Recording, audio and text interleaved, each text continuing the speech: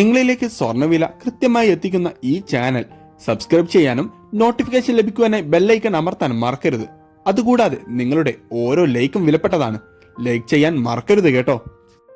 സ്വർണം വാങ്ങാനുള്ളവർക്ക് വീണ്ടും നിരാശ നൽകിക്കൊണ്ട് വിപണിയിൽ തുടർച്ചയായി വർധനമാണ് ഇപ്പോഴും നേരിട്ടുകൊണ്ടിരിക്കുന്നത്.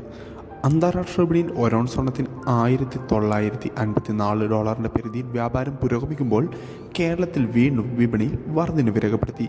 ഇത് സ്വർണം വിൽക്കാനുള്ളവർക്ക് ആശ്വാസം നൽകുന്നൊരു വാർത്തയാണെങ്കിലും വാങ്ങാനുള്ളവർക്ക് നിരാശയാണ് നൽകുന്നത്.